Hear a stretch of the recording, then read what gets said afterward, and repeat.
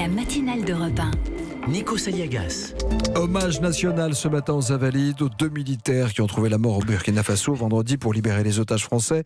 Et au-delà de l'émotion qui sera évidemment très forte ce matin, cette triste actualité témoigne de la difficulté de la lutte sur le terrain contre le terrorisme. Jean-Michel. Oui. Alors sur le terrain, Nikos, effectivement, il y a 2 terrains de lutte contre le terrorisme. À l'intérieur, ce sont les services de police et les services de renseignement qui s'en occupent. Mais la source du terrorisme, c'est à l'extérieur. Alors pour une partie aujourd'hui en Syrie, pour une autre partie en Afrique, et c'est donc au Burkina Faso que Cédric de Pierrepont et Alain Martoncello, dont la mémoire sera honorée ce matin, ont trouvé la mort vendredi dernier.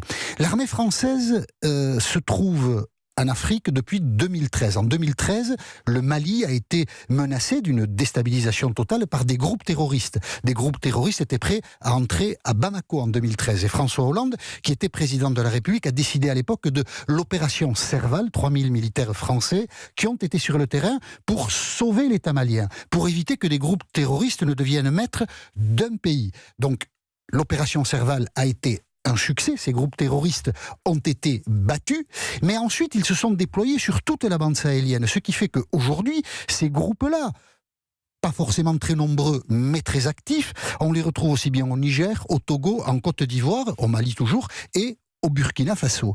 Cela veut dire que la lutte contre ces groupes très difficiles doit être menée sans doute pendant des années et que cela fixe des moyens militaires importants. Aujourd'hui, l'opération qui a changé de nom s'appelle l'opération Barkhane. 4500 militaires français sont mobilisés et ils le sont pour longtemps parce que si les militaires français partaient aujourd'hui, les États des pays que j'ai cités pourraient être directement menacés. C'est dans ce contexte, et on le comprend, que les autorités françaises et les autorités des autres pays européens aussi demande aux touristes, ça c'est une évidence, mais aussi aux organisations humanitaires, de ne plus aller dans toute la bande sahélienne, dans des zones où il y a des groupes terroristes, parce que ces gens-là, ceux qui dirigent par exemple ou qui travaillent pour des organisations humanitaires, deviennent des otages. Et ensuite on voit bien tous les problèmes que ça pose. Mais en même temps, c'est une contradiction majeure. C'est ce que recherchent les terroristes, que les populations de toutes ces zones-là soient coupées de leur gouvernement, et que ces territoires-là très vastes deviennent ainsi des bases arrières, des sanctuaires pour les groupes terroristes.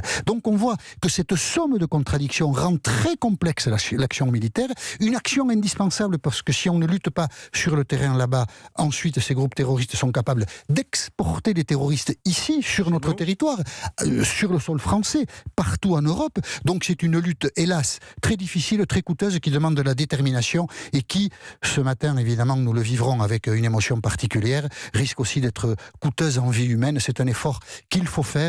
Et il faut donc saluer pour cela la mémoire de Cédric de Pierrepont et d'Alain Martoncello qui ont perdu leur vie dans la lutte contre le terrorisme. Merci Jean-Michel Apathy.